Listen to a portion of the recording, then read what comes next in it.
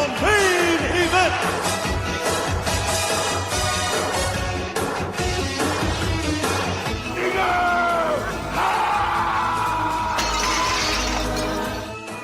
This is the main event, Mark's podcast, now on the Unhinged Sports Network. I'm your first host, lifelong wrestling fan, former radio guy, and cat dad, Troy Adams. And with me, as always, is the main event collector, the WWE Walking Wrestling Encyclopedia, and the Robert Gibson to my Ricky Morton. He is Greg. What's up, Greg? You are not cool enough to be Ricky Morton. I know, I don't quite have the bleach blonde, high and tight mullet going on, so... Yeah, that's it. Well, I mean, in your defense, you don't have a walleye, so... Yeah, but I'm cool. Well, you are. Sure. Before we get started here, I want everybody to know that the Main Event Marks is sponsored by Fubo TV and Fanatics. If you're a real sports fan, you're going to want to click on the links down in the show description and let them know that the Main Event Marks and Unhinged Sports Network sent you. And I know you recently told me you're a big fan of Fanatics. Yeah, I have a couple of things I order from them yearly. Finally, something I know and like that's in with us. Yeah, and I was goofing around on my Roku the other day, just looking for stuff to watch, and I found Fubo TV on there. So if you go to unhingedsn.com, there are a lot of other great sports podcasts on there that can help you out, and they all utilize Fubo TV, I'm sure, and a lot of them, I'm sure, really love Fanatics. But today, I love Fanatics, man. They got great stuff at good prices, man. It's an amazing site. And I'm not just shilling. I'm serious. It's a great site. Down in the podcast description, everybody. Also, we have been on unhingedsn.com Wednesdays at 8 p.m. now. Listen live. Check us out on there. And obviously, we drop on the podcast feed every Wednesday as well. But 8 p.m. Eastern time, I want to put that out there, unhingedsn.com. Yeah, man, today we are talking about SuperBrawl 3. Have you ever seen this show? I watched it live. Don't think I've watched it since. 1993, so I was 3 years. I wasn't even 3 years old yet because it was in February. So, but yeah, I remember it was like right before WrestleMania 9, which we all remember how epic that was. Abso-freaking-lutely. So I think it was like that might have been the first month ever where I watched pay-per-views in back-to-back months at a friend's house. Ah, nice. I'd have to do some math on that, but that's the first one I can remember off the top of my head. Well, as a kid, do you remember what your initial reaction was to something like this? Oh, I probably ate it up. What, like Johnny B. Bad? I mean, yeah, that's kid-friendly out there. He's got the Bad Blaster. I liked Johnny B. Bad, actually. Looking at it now, like as a kid, I don't know how I would have felt about him, but as an adult, I was like, I don't know why everybody craps on him. Obviously, the gimmick was corny, but I thought he pulled it off well. He was a great wrestler. Right there. It's right there in your description. Kind of corny. That's for kids. You know, I think that was the appeal. I think to me, anyways. Yeah. Well, SuperBrawl 3, the whole hook of it was the White Castle of Fear strap match. So that's something. Dude, the build up, man. Oh man. I know. That honestly, was effing money. I'm going to be real honest with you. That's the entire reason I wanted to do this show. Like, I'm not even joking. Because I just wanted to talk about it. You're like one of those weird teenagers who likes cutting themselves, but except you like watching crap. I saw White Castle of Fear strap match. I'm like, yes, please. I also didn't realize that. I have a comment about that, but I'm going to use it for something else on this show. All right. But I didn't realize how much huge news there was going into this event, though. So it worked out serendipitously. Oh, like, this was awesome. To be honest, by the way, when you pick these, sometimes I'm thinking you pick them because of the news. Sometimes I do, but very seldom do I. I usually just pick it because of the event. But this one just worked out perfect. So I was like, wow, okay, there's a ton of really big news here. So we're going to take some big time out for the news at hand. And then we're going to quickly go over the event. We're not going to brush over it and just not touch on things, but all in all, the biggest portion of the show is going to be the news. So stay tuned for that. When we come back from this first break, we'll dive into all that is the news from February of 1993. Follow the Main Event Marks at facebook.com/Main Event Marks Pod, on Twitter at Main Event _Marks, and on Instagram at Main Event _Marks and at Main Event Collector. Hello, sports fans, and welcome to the main event of the NFL football season. That's right, this Sunday is the biggest game of the year, the Super Bowl between the Tampa Bay Buccaneers and the Kansas City Chiefs.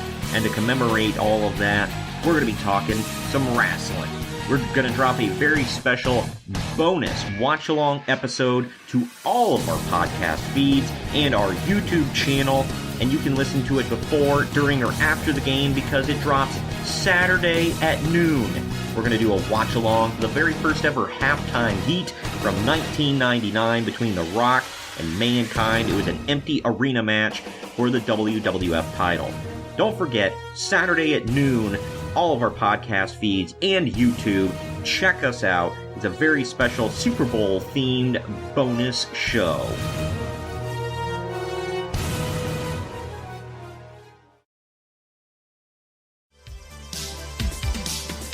The Main Event Marks are available wherever you get podcasts and on YouTube. Now back to the show.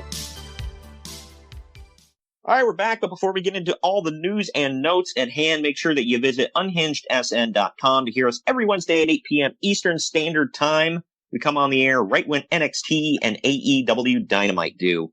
So Wednesdays are for wrestling now, whether it's on TV or on unhingedsn.com. Or as Matt Stryker called the midweek wars. Yeah, my gosh. Bless his heart, All he's right, selling well, it, man. Give him credit.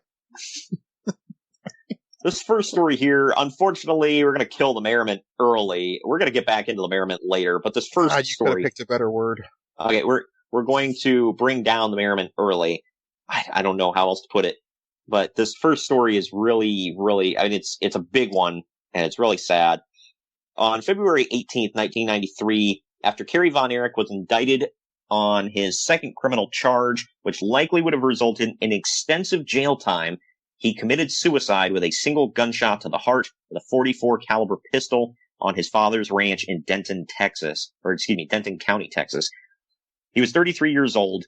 Kerry's wife, Kathy, had apparently hid all the guns in the house, so Kerry went to his father's ranch, said goodbye to Fritz, borrowed a .44 Magnum to, quote, find a quiet spot to do some thinking.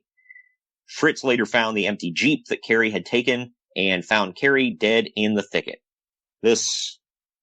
Until Kevin's boys recently got into MLW, and, we can talk about how MLW isn't big league, whatever, doesn't matter. But until that literally killed the Von Erich dynasty. I don't think I knew about it until I was like 10 or 11. Yeah, it's sad. 33 years old, man. That's only 3 years older than me. I can't imagine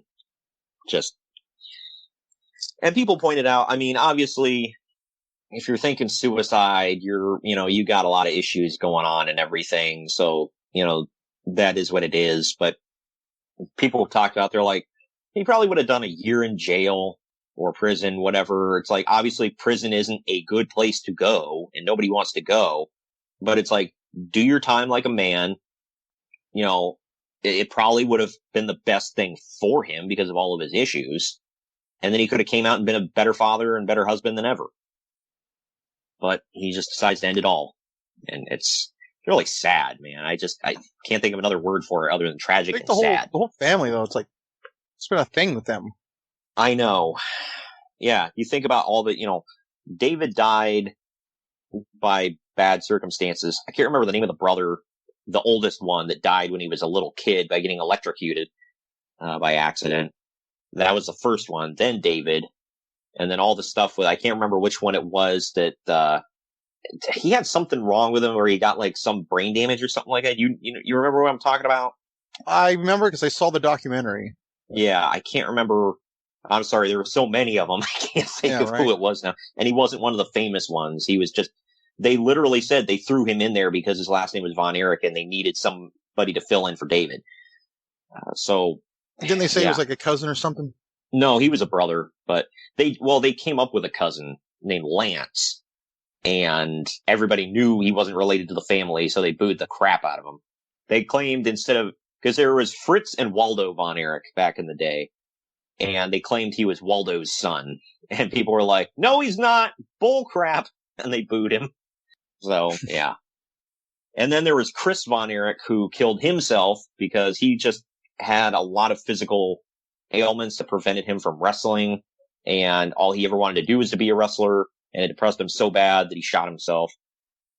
So, yeah, it's just so much stuff. And then Fritz had, dementia before he died? Yeah, I think so. Yeah. And that doesn't surprise me at all. I mean, yeah. How do you not have dementia after all that? Right. Well, and I mean, Kevin talked about, if anybody wants to know more about this, and hear, better recounts of all these stories, whatever, Dark Side of the Ring Season 1 is the way to go.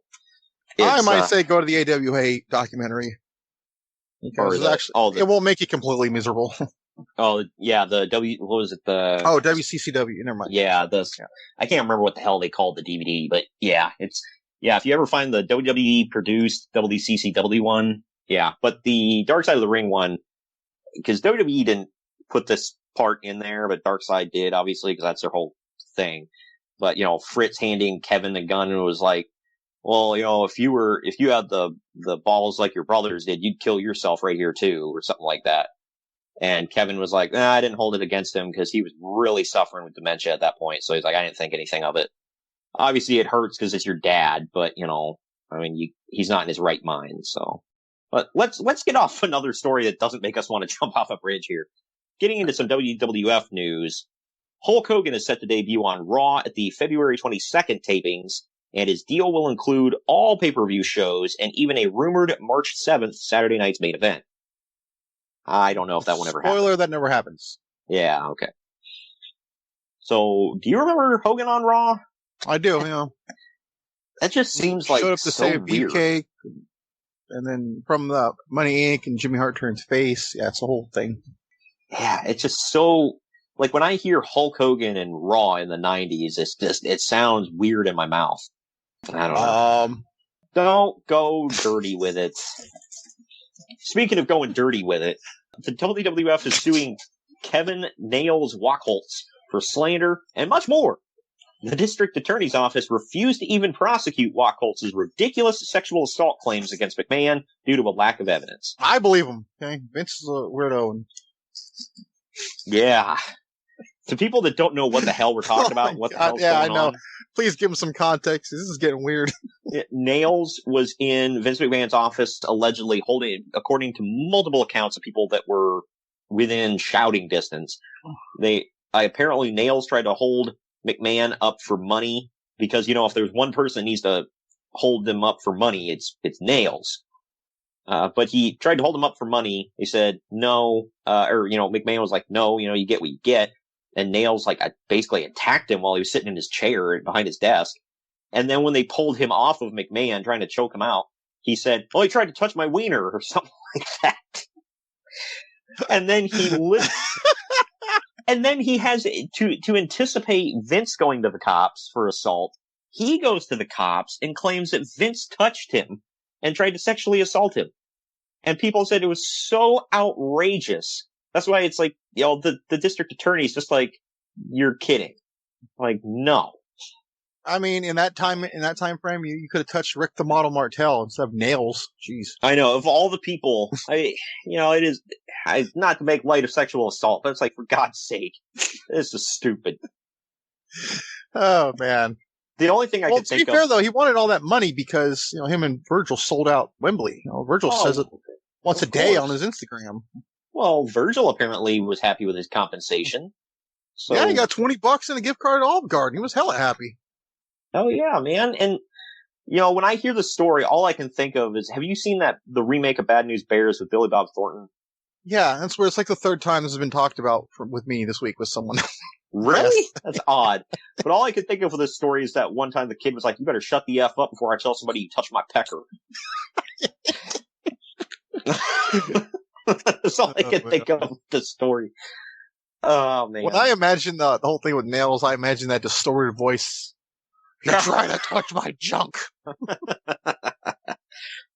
Oh, my gosh. You can't unhear that, dude. Sorry. I know. But yeah, apparently, I think this was, I want to say it was in WCW. I was listening to a podcast the other day. I can't remember if it was WCW or WWF. It might have been WWF. I don't know. Because he called up and he was like, "You guys got a spot for me or whatever?" And he's like, we'll get back to you. And he called him back later. He's like, "Yeah, sorry. We're just, we're all full up. We don't, the roster's kind of full at this point." And he's like, "Well, fire somebody. I need to work." Yeah, that's how life works. Yeah, he's like, "Sure, we'll get right on that." Like, F off. Like he's freaking Hulk Hogan. It's like, "Hey, you got a spot for me, brother?" It's like, "Yeah, we'll make room." Sure, nails. And then, Bischoff ends up hiring him anyways. Right. Another lawsuit story here from Vince McMahon. Vince and Linda McMahon filed a lawsuit against Geraldo Rivera and several others involved in his show, with the claim being that they were attempting to extort $5 million from Vince in order to keep the Rita Chatterton story quiet. Geraldo's publicist replied to the suit by noting, quote, "We repeatedly asked Mr. McMahon to appear on the program to counter the allegations. He repeatedly refused," end quote. So in his brilliant mind, if you invite someone and they say no, it's fair game to go after them. Well, yeah, that's how things work, Greg. I mean, we've seen that in this past year in media. We've seen that a couple of times. Like, well, we told them, "Hey, you can come on our show." They said no, so F them. Then we go whole hog on them. Yep. Yep. Just to give some backstory, because I had no idea what the hell the Rita Chatterton thing was. Apparently, Rita Chatterton claimed that on July 16th, 1986, she was a referee in the WWF, like the first female referee probably ever. But according to her, in 86, Vince McMahon tried to force her to perform oral sex on him in his limousine, and when she refused, he raped her. Did you hear anything about the story ever? No. You were today years old. Yeah. Well, nothing came about of this. It never went anywhere, so we can assume she was full of crap. And she waited 7 years to sue him? Yeah, give or take. That's like standard right under the statute of limitations? Yeah. That's just a coincidence, I guess, right? Like, did she see Nails accuse him of that? And maybe that set it off. I don't know. Yeah, it's just dragging his name through the mud and whatever. So he sued Geraldo Rivera, or, well, him and Linda both did. So. A.K.A. the mustache. Yeah. Last lawsuit story we have here. Paul Heyman is suing WCW for wrongful dismissal and ethnic discrimination, claiming that he was fired because Bill Watts only was looking to cut costs, and not because he deserved to be fired. What's the discrimination? Because he's Jewish? Yeah. Because literally that's all it could be, right? Right, yeah. Yeah, he claimed he was fired for anti-Semitism. I mean, Bill Watts is notoriously kind of racist. I mean, well, we're about to get into that. But I mean, but like, I'm just saying, I've never heard of, I always thought it was against black people. So. Oh, it's against a myriad of people, but yeah, I don't know. I don't think he ever, I don't know, I could be wrong, but it's like, I don't think he was like, frickin' Jewish Paul Lee, whatever, screw him, man. Like, we need a Christian manager in here with a cell phone. I don't know. Well, they had an atheist with a racket, so. Right.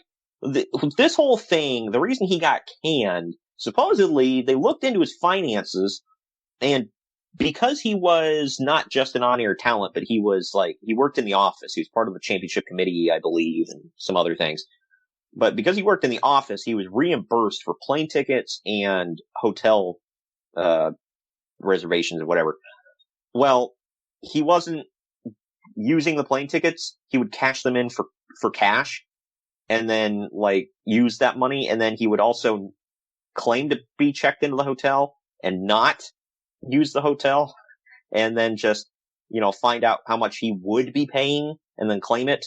So allegedly he got, like, thousands of dollars out of WCW this way. That I all heard before. Yeah. I think I heard an old Jim Cornette interview when he said that. So. Yeah, Cornette claimed this. I think, Jim Ross said this as well, and he should know he was working in the office at this point. So he said that was the exact reason they fired him. And I'm more inclined to believe him than most people, so. Yeah. Out of the the list of gyms to believe, I would go with Ross. I'm going to say they settled with him out of court. They just gave him a small settlement, told him to get the F out. Because that's usually how WCW And works. was that enough to go start ECW or buy it or whatever? Probably. He's like, I'm buying in. Well, I mean, it probably only cost them a couple of bits and some Skittles, so. I know. Well, at the time, they were being run by the NWA, which was non-existent besides this. So, yeah, I'm sure they were like, you have actual cash? Like, I don't care how much. You have cash, right? Like, come on in. Holy crap. Usually it's me bearing ECW. Okay, nice. Yeah, well, I mean, I was bearing ECW, but in the long run, I was bearing the NWA. So. All right, well, speaking of racism here, this is the story, and I want to cover it in long form. Besides the original, or the first story we covered here, which was the Kerry Von Erich death, that was a big one. This is just chef's kiss of like, holy crap, I can't believe this happened. Cowboy Bill Watts resigned his post as head of WCW on February 10th, leaving Ole Anderson as the new person in charge and Eric Bischoff as executive producer of TV. I'm going to pause there real quick because a lot of people think it went Bill, Eric. No. Ole Anderson was in charge of booking during this time. So I want to say this was his second run too. It was, yeah, because I think it was like Ole, Bill, back to Ole, and then Eric. And in what universe are you like, man, a better choice for anything is Ole Anderson? Like, that's absolutely nuts to me. That a step up with Ole Anderson. Well, I like that old saying you have, who has the cleanest pigsty? Mm-hmm. Yeah. Well, this was, this definitely was Ole's second run. Because what was the Starrcade we just reviewed? Was it 89 with the Black Scorpion? Yeah, I think so. And he's also, he's a big thing when Sting wins the title. You think he handcuffs himself to somebody to keep him out of the match? Yeah. I can't remember who it was off the top of my head, but yeah. Yeah, so this was definitely Ole's second run, with Bill Watts in between. Good Lord. But anyway, the official company statement on Watts' exit was, quote, Turner Broadcasting does not, by policy, comment on personnel matters, end quote. As it turns out, Bill was about to be roasted over the coals for his comments made 18 months previous that were along the same lines as what Marge Schott said. For those that don't know, and Greg did not when I talked to him the other day, Marge Schott is a former owner of the Cincinnati Reds, which, the Reds are my secondary team, I guess, if I had to root for somebody in the National League. They're it, because I live in Ohio, and I live close to Cincinnati. But I have no idea anything about Reds history, so I had no idea who Marge Schott was. But to give you an idea of some of the comments she said, just to tee up the Bill Watts stuff here, Marge Schott had once said that about Adolf Hitler that, quote, everybody knows he was good at the beginning, but he just went too far, end quote. Yeah. She was fined $25,000 and suspended from baseball for 1 year for slurs against blacks, Jews, and Asians. She was known to use such phrases as, quote, $1 million N-words, quote, money-grubbing Jews, and Japs. Apparently these just, flowed from her. Man, she's got a great outlook on life, I guess. I know. Yeah, it's like, if there's one group of people that there's a lot of in sports, black guys usually, and you're going to throw around the N-word like it's no big deal. For God's sake. Oh, man. But anyway, back to Bill Watts here. The interview... Yes, let's get back to him, please. The interview that sealed his fate took place in the Pro Wrestling Torch in 1991 annual, and was faxed by Hank Aaron, who, oddly enough, just passed away. As of this podcast, he passed away a couple weeks ago, which just another serendipitous thing that happened during this, because of this podcast. Rest in peace, Hank Aaron. But it was faxed on February 9th to Hank Aaron by, I'm going to give you 3 guesses who faxed it to him. You only need one.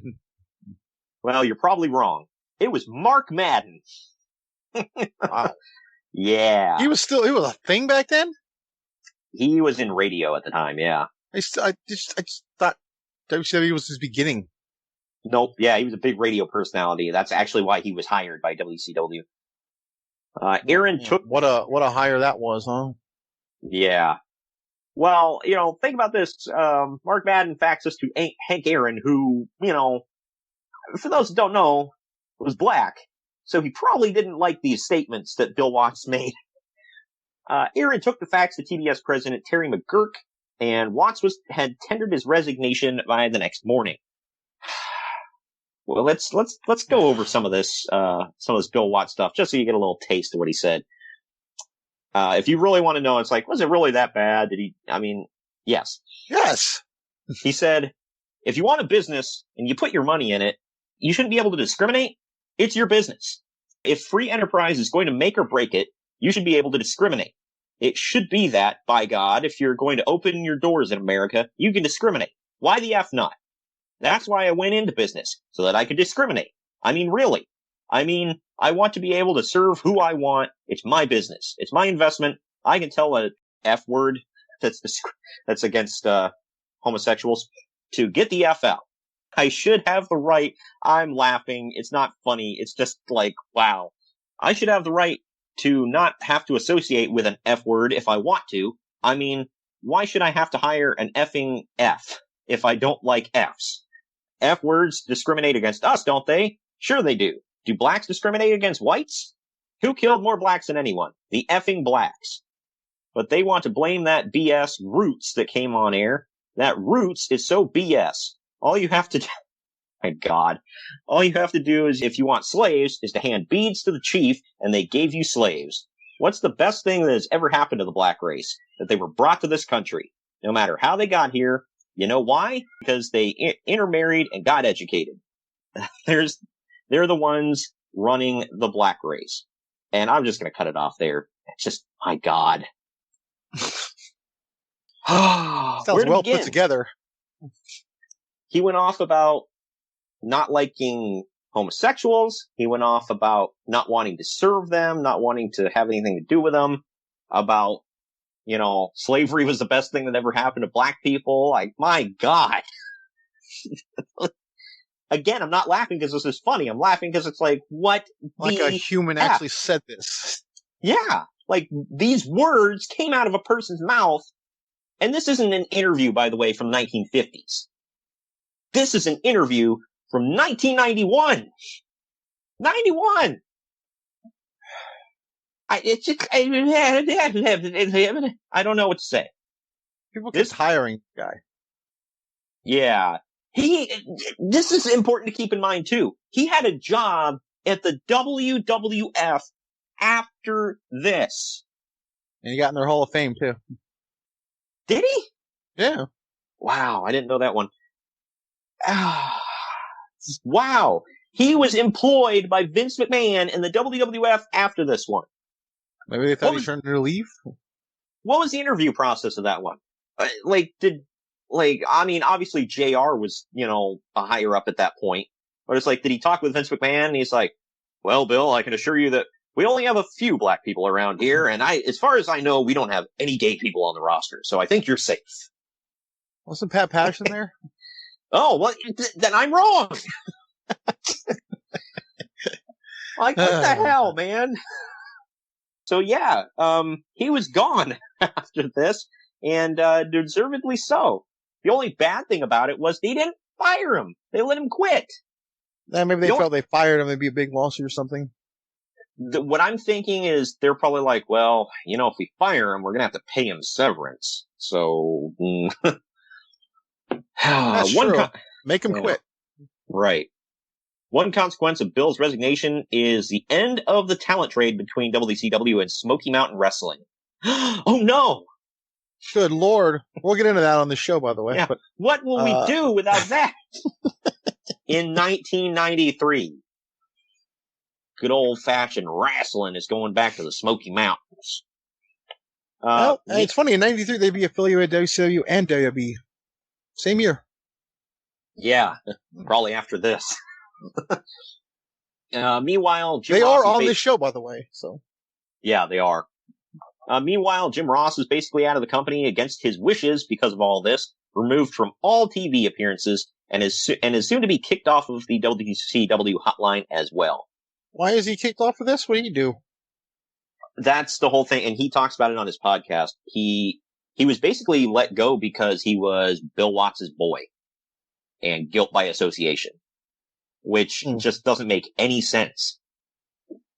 I mean, Eric Bischoff did say, he's like, well, he wasn't squeaky clean. I mean, he was a political animal back then, which is why him and Tony Schiavone hated each other. But at the same time, he didn't do anything wrong. Jim Ross just said, he's like, you should have seen after all this came out. He said, nobody would associate with me. He's like, he said, I felt like the new kid at lunch, because he said I'd be eating at the CNN tower and I'd be at a table all by myself. Nobody would sit anywhere near me because they didn't want to get the stink of Bill Watts on them. And he still is friends with this idiot to this day. I know. Well, he said, well, I don't blame Bill Watts for that, whatever. It's like, okay, you maybe don't blame him for people being an ass to you at WCW, but blame him for being a piece of trash. Like, that's a big thing. Oh, man. You know who else is good friends with Bill Watts to this day? Jim Cornette. That doesn't surprise me at all, though. No, not even kind of. Especially with some of the rants I've heard Cornette go on. Sid Vicious has signed with WCW, although one of his provisions provisions is that they not have the right to send him to Japan. Which I'm sure New Japan was just crying over that one. Like, what do you mean we can't book Sid Vicious? Come on! Him and Muta! Now! And he set days off to play softball. Yeah, right. Last story here, this is a big one, and it's going to come into play in the show.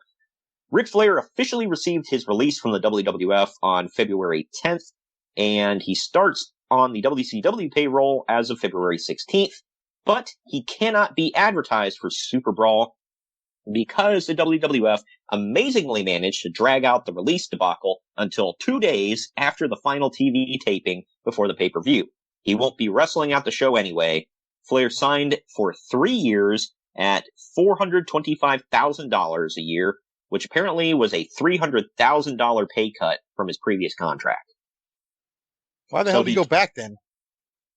Because, from what I had heard, Vince McMahon literally came to him after he lost the title and he said, hey, we're going to start pushing the younger guys. I can't remember off the top of my head which ones in particular. I know Bret Hart for sure. Yeah, Bret Hart, and I don't think he said Shawn at the time, but there was Bret Hart and some other younger guys. And he said, so, he basically told, I think Hennig was one of them. He basically told Ric Flair, I'm going to use you to put over my top guys. And Flair was like, yeah, I'm not okay with that. So he took a big pay cut to go back to WCW. He didn't lose the Hennig on TV. What good was he? I know. This is what gets me. It's like you go back to work for a guy who I'm sure he thought Ole was his pal, and then he gets there day one and Ole's like, ah, you piece of crap. You lost to Hennig on TV. F off. Like, okay. That's bad, man. You don't lose a Hennig, man. He sucks. I know. What did Mr. Perfect ever do? All right. My gosh. But anyway. All right. Well, that's the news and notes. Like I said, we had to drag it out a little bit this week. Hell of a piece of news and notes. I'm almost depressed now. Yeah. I mean, I do think that was some of the bigger news we've had on any of our podcasts since the beginning of the show. There was a lot to get into.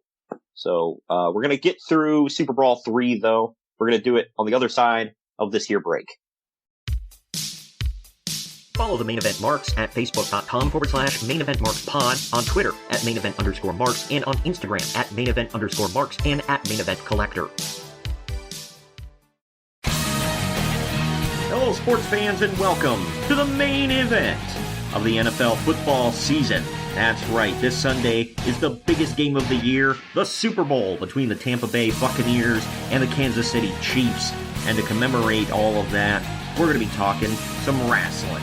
we're going to drop a very special bonus watch-along episode to all of our podcast feeds and our YouTube channel, and you can listen to it before, during, or after the game because it drops Saturday at noon. We're going to do a watch-along for the very first ever halftime heat from 1999 between The Rock and Mankind. It was an empty arena match for the WWF title. Don't forget, Saturday at noon, all of our podcast feeds and YouTube. Check us out. It's a very special Super Bowl themed bonus show.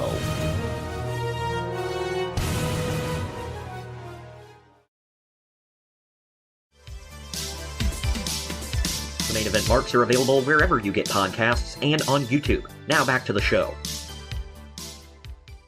All right, we are back, but before we dive into SuperBrawl 3, make sure that you visit unhingedsn.com to hear us every single Wednesday at 8 p.m. Eastern Time. That's right when AEW Dynamite and NXT kick off. Check us out. Like I said, 8 p.m. Eastern, unhingedsn.com. And of course, we're on all your podcast feeds, like, we say in the Stinger coming back from the break. So, all right, man. SuperBrawl 3 took place February 21st, 1993 at the Asheville Civic Center in Asheville, North Carolina. That just seemed like they were always there in the 90s and the late 80s. Attendance was 6,500, and the pay-per-view buy rate was a 0.5. I did see some disputed numbers on that, but I'm going to go with 0.5. Apparently, the show did amazing in feedback, the best response since Wrestle War 91. There was a sellout 6,500 in the building and another 1,000 overflow next door watching on closed circuit. I mean, without getting too much into, final ratings or whatever, I mean, did you like this show? I didn't hate it. I didn't hate it. I just I don't know. Maybe it was good by 93 standards. And I don't know. There's some fun stuff in here. Well, there definitely is. I'm not saying the show is a clunker. It's not. It just, I don't know. The opening package shows Vader. Sorry, no. I'm laughing because I forgot my first note for the open, dude. They open with, it looks like Sting getting molested. I'm like, what the hell? That is literally the first thing you see. Yeah, Barry Windham is he looks like he's doing Sting doggy style over the top rope while Vader holds him. Who is it on the outside? Harley Race is on the outside, holding Sting's arms down over the top rope. Vader's whipping him with a strap. Somebody had posted a picture of this, and I sent it to one of my friends who's actually in the local wrestling scene. Yeah. And I captioned it, and I was like, when I said F him, Barry, I didn't mean like this. He got a kick out of it. But anyway. What I laughed so hard about is they didn't say, hey, well, this is SuperBrawl, welcome. That's the first thing you see. Almost like you're coming in to a live TV show. Yeah, it's like, whoa. What the hell? Yeah, you come in and I can just imagine casual viewers coming in and seeing that. They're like, what in the F? Why is that half-naked man doing the other half-naked man while the third half-naked man straps him? What the hell? And you made it worse. Congrats. And he's in a BDSM mask. But I did say, as goofy as the White Castle of Fear was, the opening package actually made me care about it. And I was like, well, it's kind of cool, actually. Plus, it's Sting and Vader, so I'm always down for that. But we start off with Eric Bischoff and his amazing head of hair, alongside Missy Hyatt and her amazing plastic surgery job. I'm sorry. I had Yeah, I'm not touching that. Dropped it in there. Bischoff lets us know that Ron Simmons is out with a shoulder injury and he can't compete tonight. So, who do you replace the great Ron Simmons with, Greg? Well, Max Payne. Oh, man. For those that don't remember Max Payne, you may remember him from such roles as Man Mountain Rock in the WWF. Oh my gosh. That was a 95 thing, right? Hell yeah, 95, the year of the occupational gimmick. Yeah, his occupation was rock star. Oversized rock star. We're about to get to that here in 1 second. Yeah. I did say quite the replacement. Yeah. Missy Hyatt was so effing goofy and just out of place here. But Eric introduces Johnny B. Bad, who comes out to a mix of cheers and boos, and then complete silence. He's dressed. First, my first thing is like, why is he not wrestling on the show? I know. It's like, is he hurt? I don't know, because he seemed like you and I talked about. He was like the perennial opener for WCW pay-per-views during this time. Yeah. And by the way, I'm not insulting him here. Don't read anything into this insulting wise. I'm just pointing it out. He's dressed like a riverboat captain on a gay pride cruise. And he's wearing a crap ton of eyeliner too. So I'm trying to think. Was that originally his thing? He's wearing blush, eyeshadow, like mascara. He's wearing like a cruise captain outfit with no shirt, and it's like sparkly and bedazzled. He's got his bad blaster, and even his like movements and the way and like his mannerisms or whatever. I was like, okay, so I mean, looking back, if that was like happening today, I'd be like, okay, so he's gay. I mean, that's fine, whatever. But he's not. He's like, flamboyant and androgynous. Yeah, that's it. We're gonna go with that. Again, I'm not insulting anything or anybody here. I'm just pointing this out. What do you look like? But anyway, we're now sent to our commentary team of Tony Schiavone and Jesse Ventura. Jesse's got the Reno haircut, or maybe Reno had his haircut. I don't know. Reno. And you said Reno. That's the only person I could think of with that effing haircut. Who else has that damn haircut? Well, who remembers Reno, though? We've recently watched... Even compare. Well, we've recently watched some WCW stuff with him in it, so that's the only reason I remember. I was like, who the hell told you that looked good, bro? But anyway, he's got that haircut. He's wearing a snakeskin poncho as well over his tracksuit. I'm like, where does one find a snakeskin poncho? Ponchos are us. Yeah, there you go. Maybe. After they talk for a while, we get a rendition of the Star Spangled Banner by the heel Max Payne on his electric guitar. Because F you, America. Yeah, if you want to get over this guy as a heel who is going to be taking on your big babyface U.S. champion later in the night, how do you do that?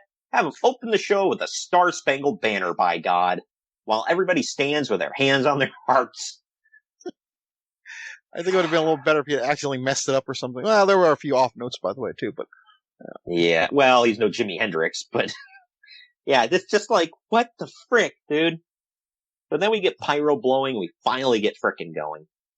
First match of the night, we get the Hollywood Blondes of Flying Brian Pillman and Stunning Steve Austin taking on Eric Watts and Marcus Alexander Bagwell in 16 and a half minutes. One of my first notes, like, oh my god, another partner for Buff. I know. I was like, how many partners has this mofo had? I think we had a count. We had like 4 on the last one. Yeah. Well, it was like Too Cold Scorpio. What was the other one he had? I'm blanking on. Too Cold Scorpio, Patriot, Z-Man. Scotty Riggs. Scott Norton. Scott Norton. He teamed with Lex for a while. And now here's Eric Watts. So that's 7. 7 tag partners. And Scott Steiner. So that's 8. And Rick Steiner for a minute too. 9 partners. He almost hit the 10, man. Man. Then anyway. No, he never had Ty Dillinger. Wow. During the Blondes' entrance, we clearly see Matt Hardy in the crowd flexing and going nuts. Did you catch that? I did not. Yeah, he's jacked, by the way. He's effing jacked. He's got a flat top. He is like, if you go back and watch, he's in an aisle seat. And as they're walking down the aisle, the camera switches, and he's like jumping in front of everybody, trying to get on camera, flexing his muscles. I'm like, no, this was him? Because I never heard of this. Nobody pointed it out, but I'm looking, I'm like, that's 1000% Matt Hardy. Like, there's no doubt. And they're in South Carolina, so close enough. All right. I'll buy it. But go back, just go back during their entrance, watch it, tell me if I'm wrong. But yeah. Anyway, the crowd actually chants for Austin. Sorry, it was during the Blondes entrance, right? Yes, during the Blondes. So I want to see this, actually. Right. But the crowd actually chants for Steve Austin. Watts is drawing tons of boos, deservedly so. Gee, I wonder why. When Ventura asks why the fans keep booing him, Tony Schiavone asks, is it boo or is it ooh? Like, shut the F up, Tony. God bless his heart. Ever defend that on Conrad's on the podcast with Conrad? I would be interested. I have not heard because they did a watch along to the show. I haven't heard theirs, but I've heard the 83 weeks, and Conrad roasts the hell out of him for it. But Conrad also defends him at the same time, because he's like, bless his heart, he's trying to cover up Ventura, who's just being an ass. But the finish comes when Bagwell. Yeah. That's how you look at it. But that was kind of Ventura's shtick, though, because even when you listen to old classic WWF stuff, if they're booing a babyface, he calls it out. He's like, wow, they really hate him here. Shh, shut up. Yeah. And Vince was like, well, they're just really passionate. Like, shut up, Vince. We encourage free speech. Yeah. Free expression. Freedom of expression, yeah. Yeah. The finish comes when Bagwell hits a bridging fisherman suplex on Pillman. The ref is distracted, so Austin comes off the top rope to hit Bagwell with an elbow drop, so Pillman can make the cover on Bagwell for the win. Uncle Dave really liked this one. He gave it 3 stars. I thought Eric Watts absolutely sucked. Bagwell was okay, and the Blondes did all the work, so I gave it 2 stars. What say you? I gave it 2 stars. My first note, I put Eric Watts and then 5 dots after it. He sucked, dude. Oh my god. And then I also said, it was a fun match, though. Could have been a lot worse.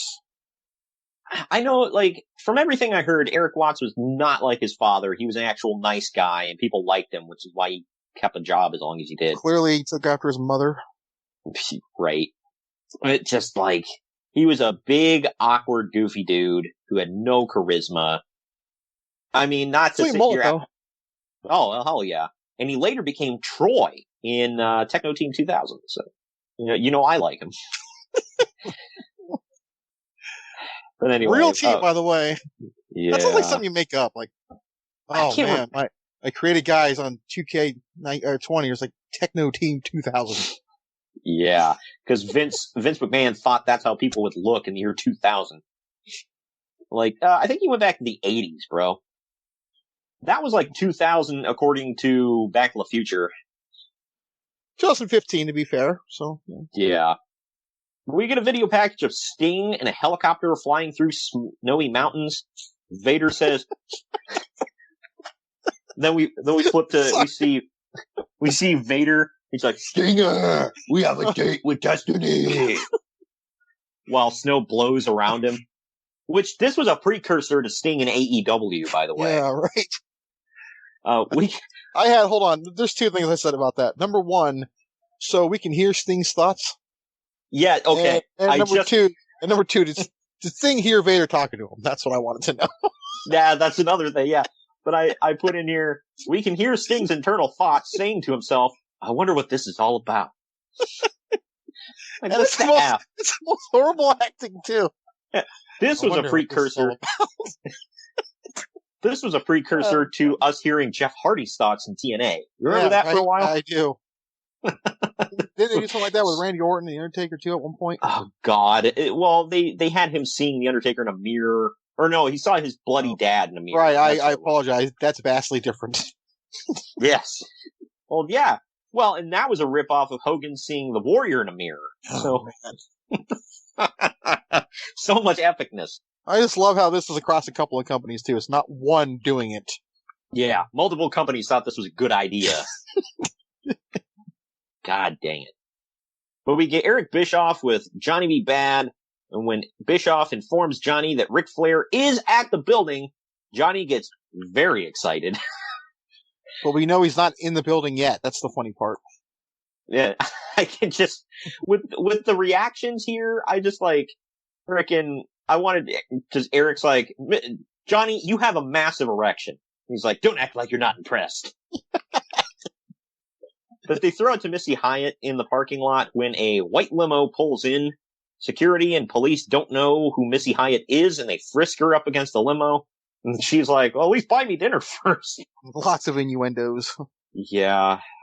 2 women get out of the limo, and Missy randomly walks off with them off camera. I didn't get that one.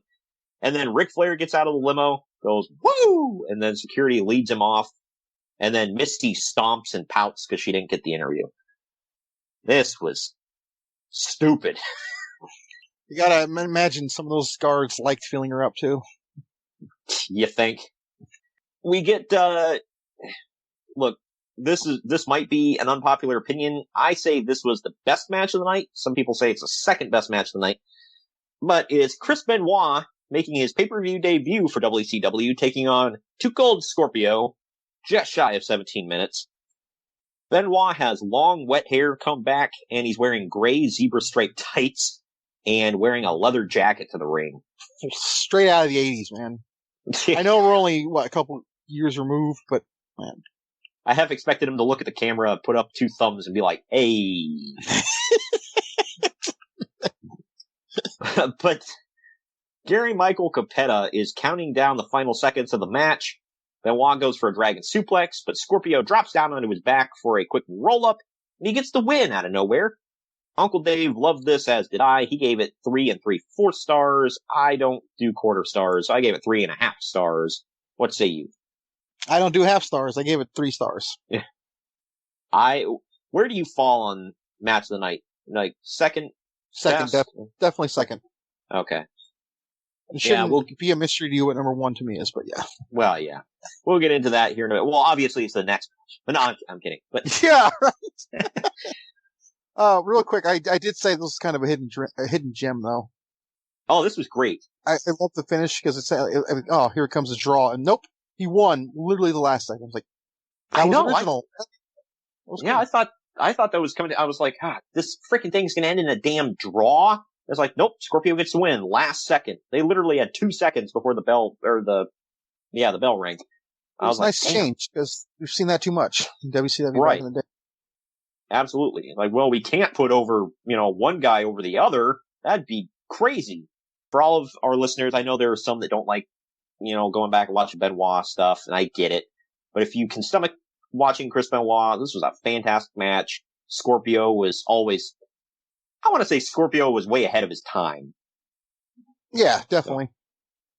But up next we get Eric Bischoff interviewing somebody that was not ahead of his time, Max Payne, about his upcoming U.S. title match. My first note for that is, did he forget what decade he's in? He looks like he's stuck in the 80s. I know. That went right in with what you just said. We talked about this on the phone the other day where I said he's got like Nikki Sixx hair. Yeah. It's just like, it's weird. When he was Man Mountain Rock, he just had like really long straight hair. Did he have dreads too? He had dreads at one point too. I don't remember. Well, that kind of goes in with, because you know how you get dreadlocks is you don't wash your hair for an extended period of time. And that goes in with, a lot of people said he was kind of stanky. So. I don't believe that. I look at him and I'm like, man, that's one good smelling man. Yeah, he looks like he bathes frequently. But Max apparently named his guitar Norma Jean. Cool. And he says and he says he's got an epitaph for Dustin Rhodes. Randomly looks up and says, "Mother?" I don't get that one. Like, what? Like, this dude's just bleeding gimmicks. But his epitaph, I like how he says, "I wrote an epitaph for Dustin Rhodes," and then he plays taps on his guitar. You wrote taps? I like how Jesse Ventura is like shocked that Tony Schiavone knows what that is, by the way. I know. Like, who the hell doesn't know what taps is? I mean, I didn't always know what it was called, but I knew what it was. Did you catch the part where Bischoff said, "Well, Max Payne, you got a team of attorneys for this and to get your match"? I know. One more of my notes for that. I was like, I'm very sure Max Payne had a team of attorneys ready. I know. I'm like, when I think of a guy who's lawyered up, I think Max effing Payne. It's god dang it, man.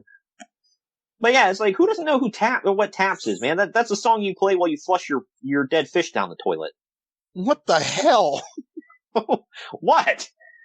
I've done that like 47 times in my life. Never once did I play taps.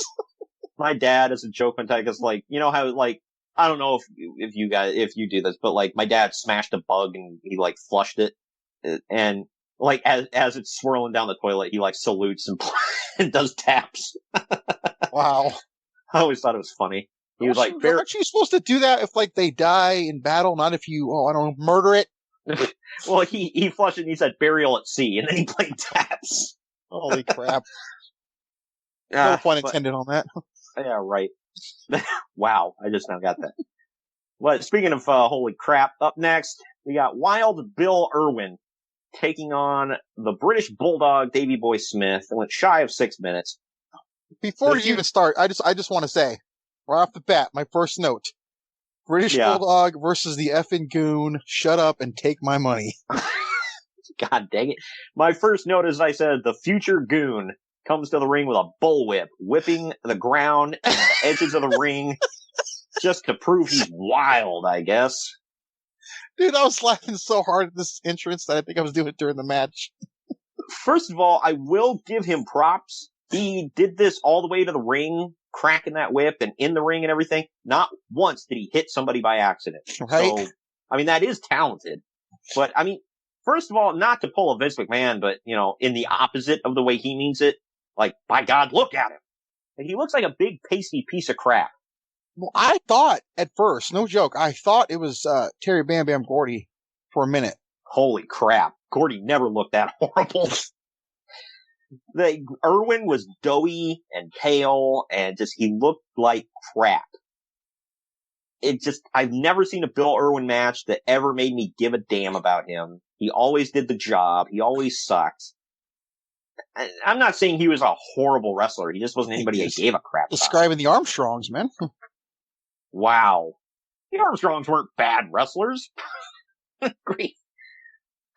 I don't know. This guy just, how did he keep getting work?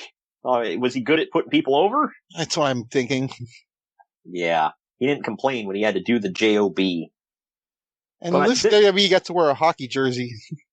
Yeah, cover up his doughy, pale crapness. But apparently they made a big deal. They're like, oh, Wild Bill Irwin making his return to WCW. Like, yay. Yeah. But this is the WCW debut for Davey Boy Smith. I don't know why they didn't just play the whatever Britannica for him. That's like, I think it's a rule. But I was wondering the same thing. I thought he had that his entire life. Yeah, well, and my thing is, because I was like, oh, well, they're not going to use this WWE thing. Like, why not? But they did. It was like, in the public domain. Well, they did use that when he came in 1998. Yeah. So, I don't know. Maybe they're like, well, this is a cool rock theme. Maybe it'll get you over more. Nah. But in the end, Smith catches Irwin coming off the top, turns it into a running power slam, gets the pin. Uncle Dave gave this a 4th of a star. I mean, as much crap as I just talked about it, for a job match in 6 minutes, I gave it 2 stars for below average. What say you? I gave it a whole star. My notes were this match sucked, but it's always fun to see the Bulldog. Yeah, people crap on him now, but I never saw anything wrong with Bulldog. Ever. I thought he looked great. I thought he was good in the ring. Was he amazing? Not always. He had off days and on days, but I mean, crap, dude. I thought he was great. But I don't know. He had problems too. I mean, I could explain the off and on days. Yeah, that's what I'm thinking, yeah. But before, they kept cutting into, like, at inopportune times with this. I was like, why do they keep doing this? Was this live on the pay-per-view when they did this? Because we get another weird video in the mountains of a camera going into a cave where a medieval-looking table was set up with food all over it, and Vader's, like, helmet shoulder pad thingies, like, the centerpiece. Yeah. That was it. This lasted for literally, like, 4 or 5 seconds, and then we go right back to the ring, and Bulldog cuts a post-match promo proving that talking on the mic was never his strong suit. He says he wants to be the world champion, heavyweight champion of the world. I think he said world championship, world champion. Yeah, something like that. I think he was trying to say WCW in full words, but. Yeah. And he says that he's looking forward to Van Vader's match tonight with the Sting and the Strap. Yeah. Also, going back to that White Castle Pier thing, I completely forgot it was a strap match. I thought it was a brawl that took place in that. No, thank God it wasn't. God dang. At least they were smart enough not to do that. But yeah, either way, We get Johnny B. Bad and Missy Hyatt on the stage again to promote the WCW going to England soon. Obviously, they were, promoting it during the time. Right. And Missy throws a fit because nobody told her to get her passport. Yeah, well, good thing they didn't, because you'd have to, if you would have got it a couple of months prior, you'd have to update the picture anyway, moving on. Good Lord. And she had her shots. Okay, cool, I'm done. God dang it, you made it worse. Eric Bischoff is standing with Paul Orndorff backstage asking what's going through his mind before his match with Cactus Jack. Paul starts talking about not being afraid of Cactus Jack. I said talking. He started shouting very loudly about not being afraid of Cactus Jack. Did you notice he started with Hogan's "Let me tell you something"? Yeah. Why was this a thing back?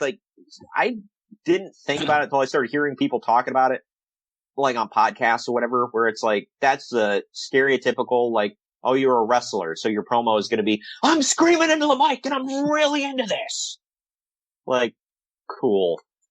But he says he's not afraid of Cactus Jack till he gets interrupted by, you hear a snow shovel slamming on the ground, and you turn around, it's Cactus Jack standing by. Well, I guess it's not a snow shovel, it's a gravel shovel. But he's slamming it on the ground, and Orndorff backs up and he runs through the entryway and goes to the ring. But that goes right into our next match. It is Mr. Wonderful Paul Orndorff versus Cactus Jack in a Falls Count Anywhere match, 12 minutes, 17 seconds. I will tell you this, when I saw this on paper, I went, I don't give a damn about this at all. But the match was a lot better than I thought it was going to be. But getting into it here, it went for 12 minutes, 17 seconds. This is the point in the night where I was beyond sick of Tony Schiavone and Jesse Ventura constantly correcting and bickering with each other. I don't know if you caught that on commentary, but it was just it sounded like two school children going back and forth all effing night. I did hear it, but I didn't realize how much I hated it till you said that. It was annoying because everything, Tony Schiavone said something in one match about them being athletes, and Ventura's well, they're not athletes, Schiavone, they're wrestlers. He's what the F is the difference? He's well, you're he didn't really have a good explanation. It was just constant. Somebody was correcting the other one all effing night. It's shut up! Call the action! There are some sick spots in this one involving guardrails. Cactus Jack literally takes a suplex onto a standing upright guardrail. I was oh, God. But this is basically just a Cactus Jack stunt show. In the end, Orndorff is beating on Cactus Jack's hurt leg with a chair, and then turns to signal for the pile driver. But behind Orndorff's back, Cactus grabs the shovel. Orndorff turns around, he blasts him in the face with it, and Jack pins him for the 3. Uncle Dave gave this 4 effing stars. Wow. I gave it 2.5 because I thought it was entertaining but average. For this? Yeah. I gave it 2.5. I thought it was at least average. It was entertaining. What say you?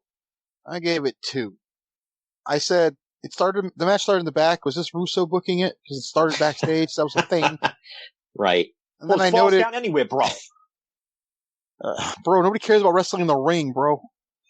And then I said, why was the finish a shot that started the match? If a shovel was going to finish him, why didn't he just finish him right when he hit him at the start? Did he hit him to start the match? Yeah, he smacked him on the back with it. Oh, okay. Well, you didn't smack him in the face, Greg. Still, hit him with the same damn weapon. Yeah, well, it had to come into play some way, shape, or form. I'll be honest with you, I thought Cactus was going to lose. So I was well, the ending shocked me, and I thought it was cool, so I don't know. Dude, we're about to get Pretty Wonderful, though, so. Yeah. He has to move on from the singles. I'll say this about Paul Orndorff. I'm on the fence with him, because I've never been yay, a Paul Orndorff match. But at the same time, I've always thought he was a really good wrestler. I've just never cared. I don't know. Yeah, I just never cared either about him, honestly. But I will say this. I've never seen a match with his that absolutely sucked. I mean, even his stuff against the Renegade, he tried to make it presentable. And I'm talking 95 Renegade, man. The effing Renegade. Bash at the Beach, 1995. They literally wrestle on a beach. He, God bless him. He tried so hard with that fool.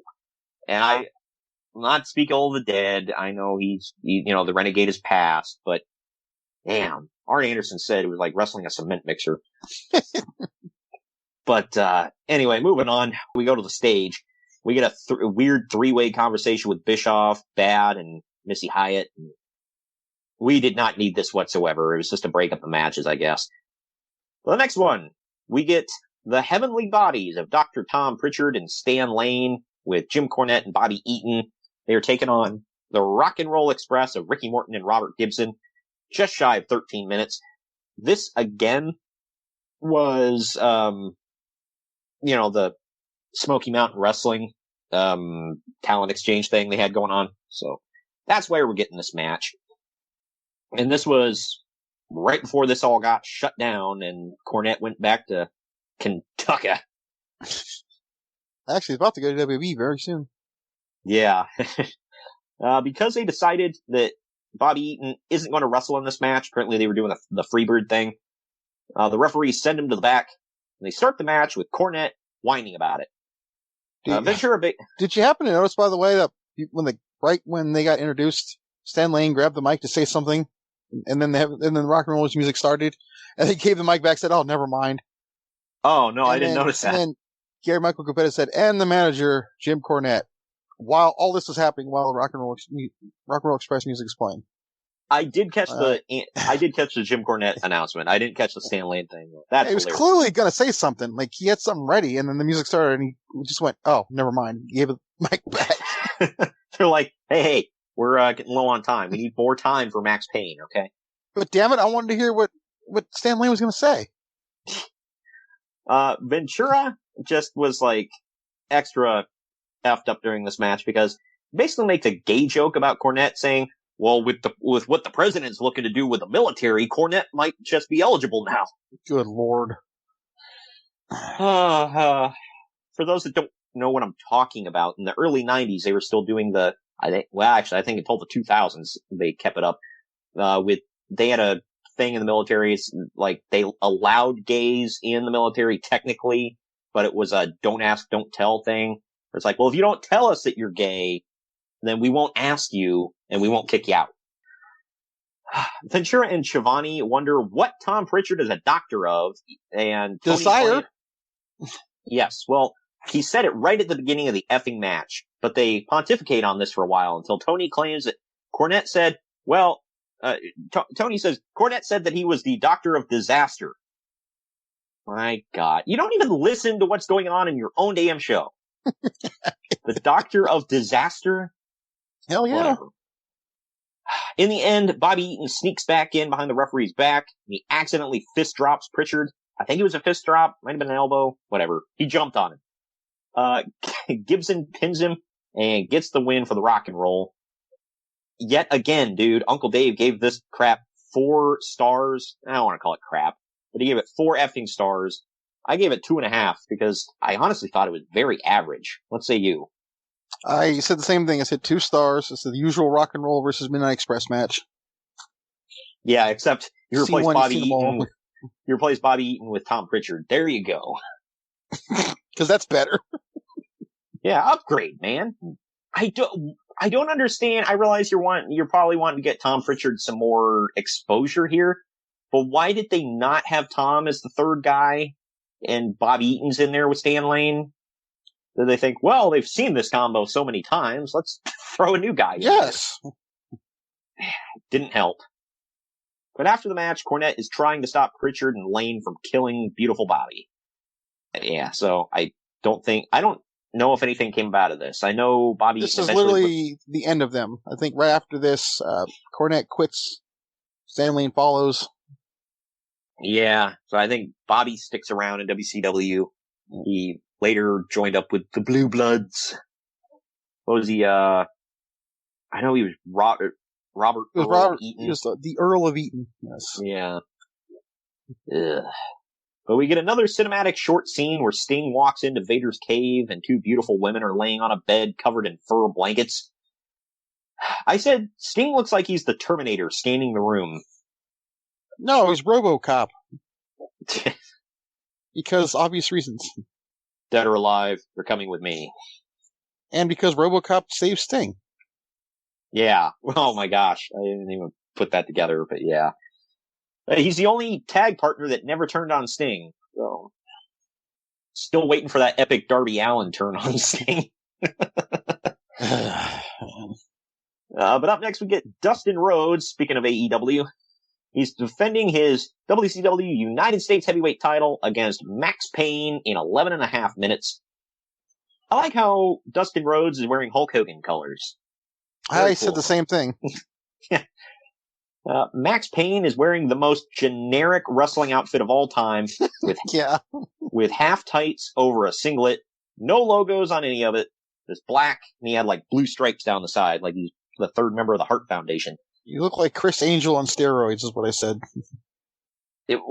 Chris Angel that went on steroids and then quit working out while on steroids, so he just got fat. I've been told, by the way, from somebody who had experience with this, he's like, if you are going to, he said, I'm not advocating it, but from personal experience, if you take steroids, make sure you are working out while taking them, because otherwise you're going to get fat. Yeah, I mean, they don't give you muscle, they help you build it quicker. Yeah, because he said there was a time when he was like doing a lot of road shows in wrestling. He said, so my workouts were few and far between, and I was still gassing up. And he said, so my cardio went in the toilet, and I started getting a gut.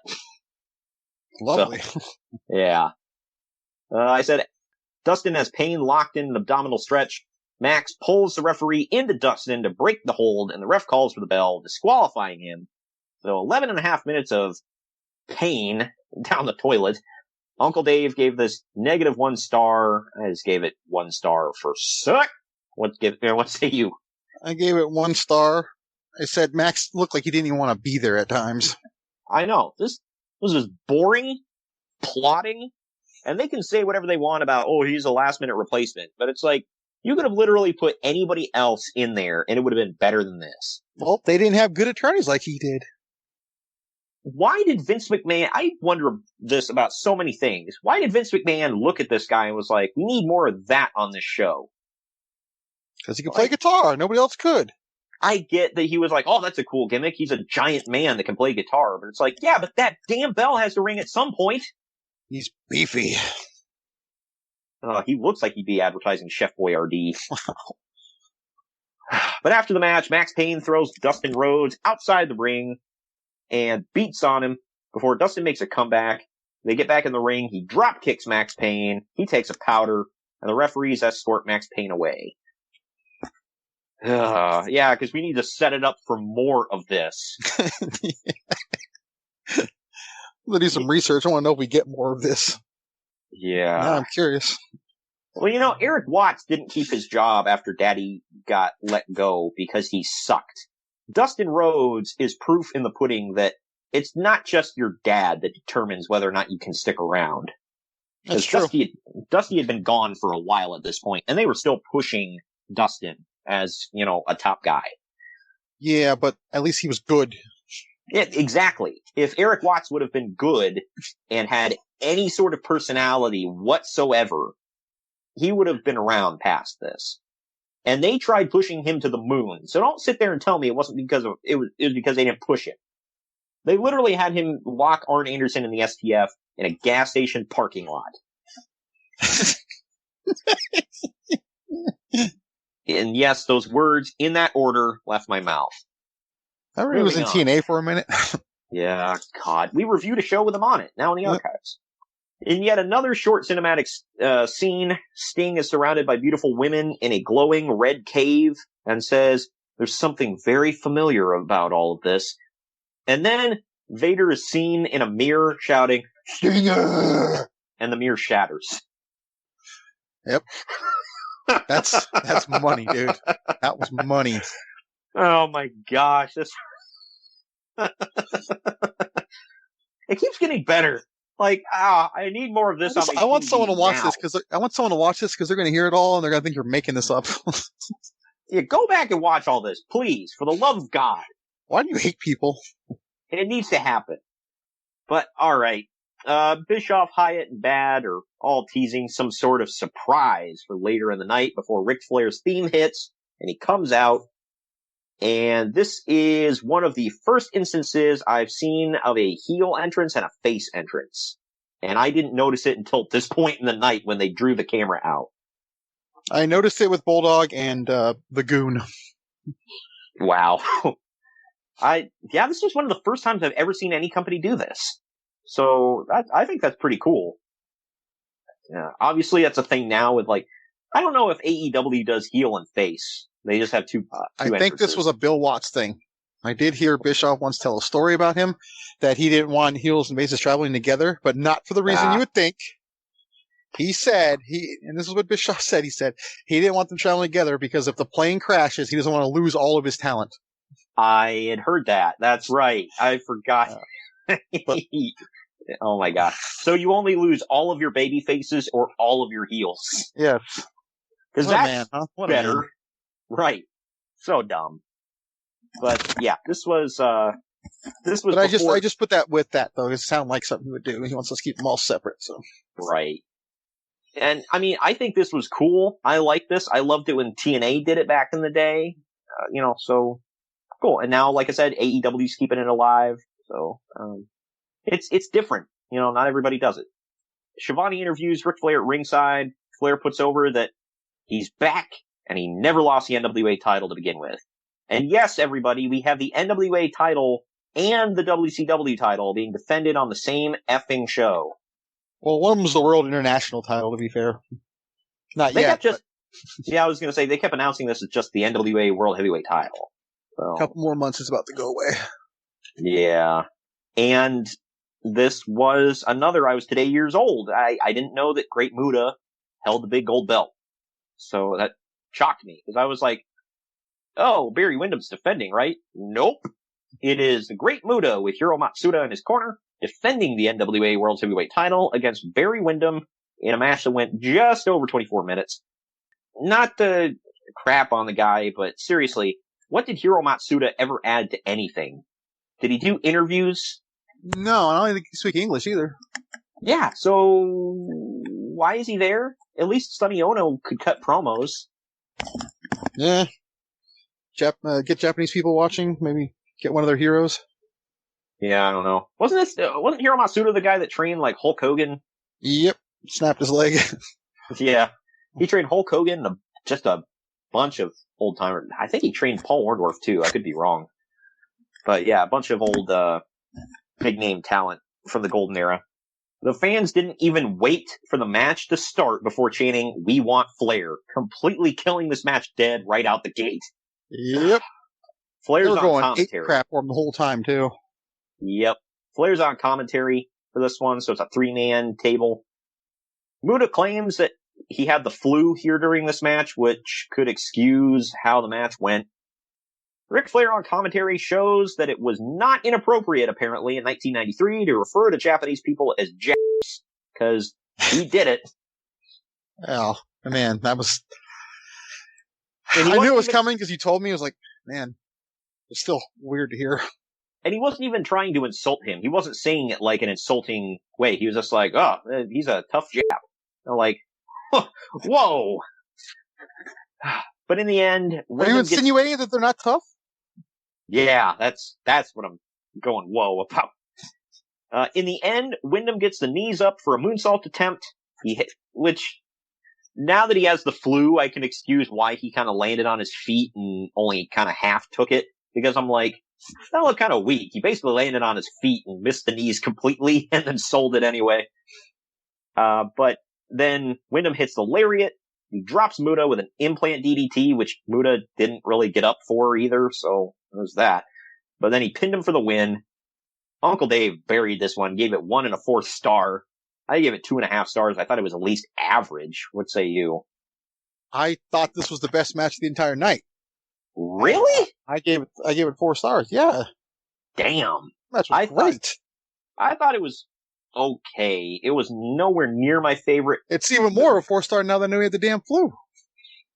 I've seen Muta have so many more great matches. Windham too. Okay, yeah, but I mean, I don't ever say that because that's not fair to this particular match. Well, no, I'm just you can't measure oh, they've had way better ones. Yeah, but you say about anybody.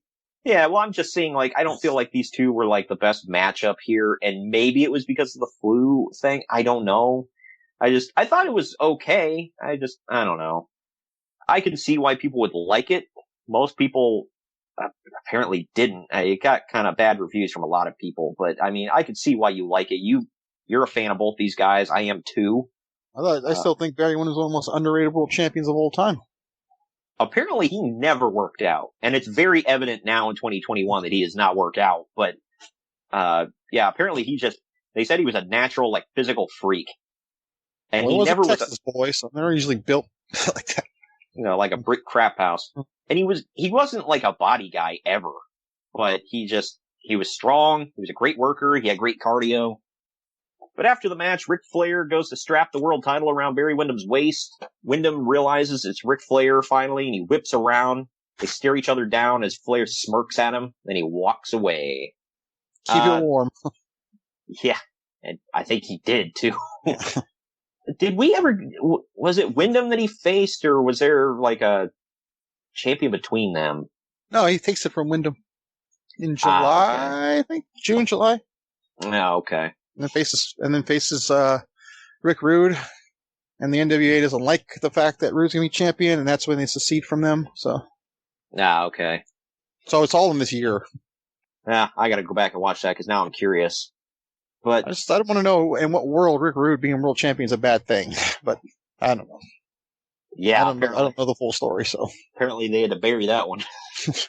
The next segment lead into the main event, so I think we're going to take our second to last break right now, and when we come back, we're going to dive into the main event at hand, which is Big Van Vader and Sting for the WCW title in a White Castle Fear strap match.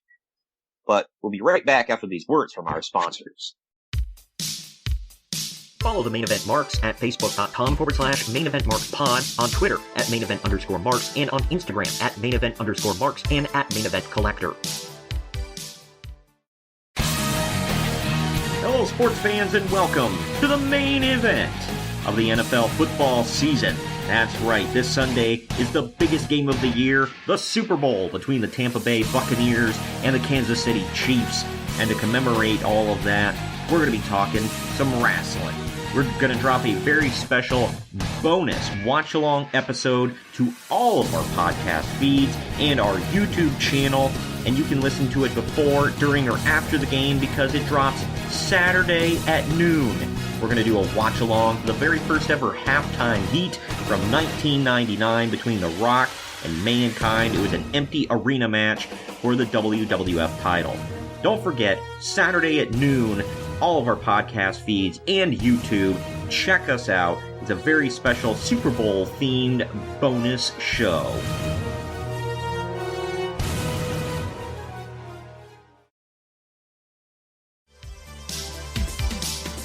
The Main Event Marks are available wherever you get podcasts and on YouTube. Now back to the show. All right, we're back.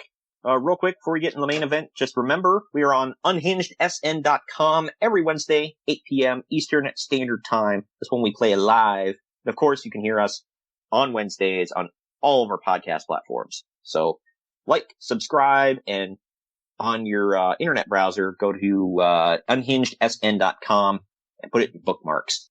But all right, we go back to that glowing red cave with the beautiful women all over the place.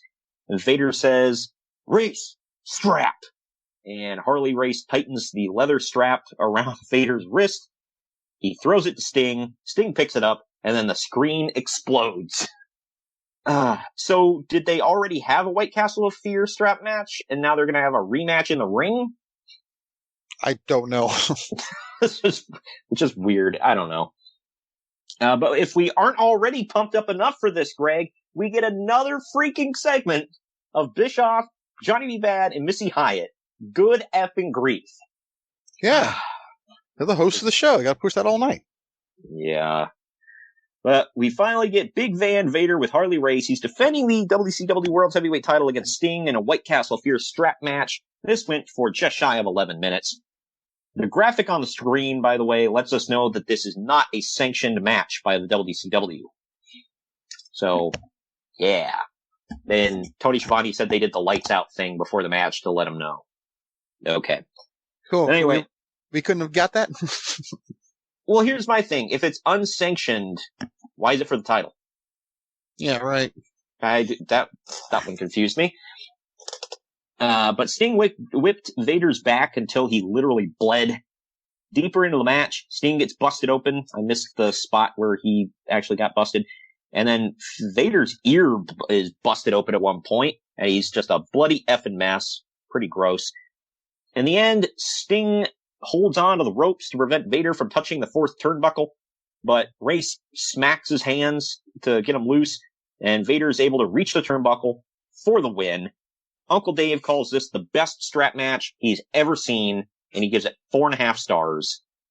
I gave it 3 stars because I thought it was really good, but not the best thing ever. Like, what say you? I thought it was 2. You didn't enjoy it this? that much. No, I didn't. Wow. I thought it was funny, too, that the heel lost and got the hell beat of him. Oh, heel won, excuse me, got the hell beat of him after.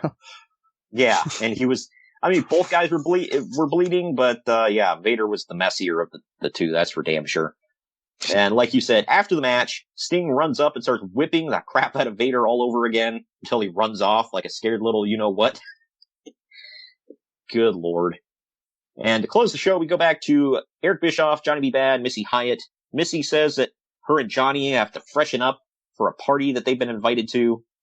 And then Barry Windham comes up to be interviewed by Eric Bischoff and says that he's taken all comers for his championship. And he wants every championship, which I was like, yes. You have the top one. Why do you need the others? Yeah, I misspoke. He's taking on all comers for all championships. Yes. That is correct. I'm like, yeah, so does that mean you want both world titles? I don't know. Whatever. But alright, so that's the main event. We're going to get into the final ratings here after this break, our last break of the podcast, and then tell you what's to come here now that we are in the month of February. Follow the Main Event Marks at Facebook.com/Main Event Marks Pod, on Twitter at Main Event _Marks, and on Instagram at Main Event _Marks and at Main Event Collector. Hello, sports fans, and welcome to the main event of the NFL football season. That's right, this Sunday is the biggest game of the year, the Super Bowl between the Tampa Bay Buccaneers and the Kansas City Chiefs. And to commemorate all of that, we're going to be talking some wrestling. We're going to drop a very special bonus watch-along episode to all of our podcast feeds and our YouTube channel, and you can listen to it before, during, or after the game because it drops Saturday at noon. We're going to do a watch-along, the very first ever halftime heat from 1999 between The Rock and Mankind. It was an empty arena match for the WWF title. Don't forget, Saturday at noon, all of our podcast feeds and YouTube. Check us out. It's a very special Super Bowl-themed bonus show.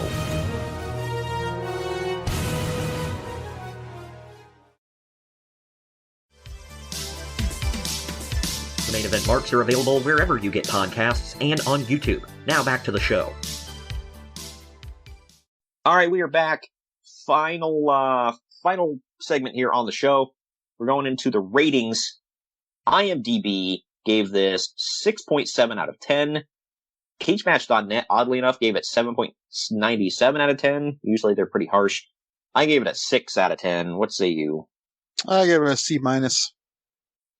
Yeah, so about a 7-ish. It's, like I said, it didn't suck.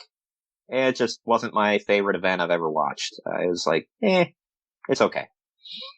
I think the news around this event made everything more enticing to watch, in my opinion. But, I don't know.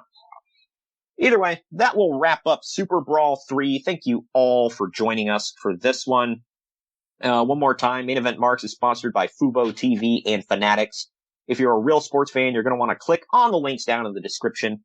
And don't forget to check us out every Wednesday night at 8 o'clock Eastern, right when AEW Dynamite and NXT start on the East Coast on UnhingedSN.com. And of course, we drop new episodes on our podcast feeds the same day.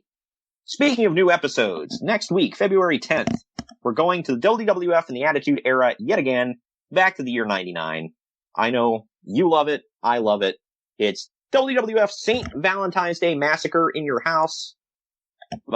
Anything that jumps out at you about that one? The cage match. Yeah, of course. Austin McMahon, Cage, that's the main event. And last man standing between Mankind and The Rock for the WWF title. Big Show debuts, big stuff there. And February 17th, real quick, we are covering WCW SuperBrawl 8. That's the main event. There is Hogan and Sting. Greg was actually there in person. So we're going to cover that. But again, St. Valentine's Day Massacre next week.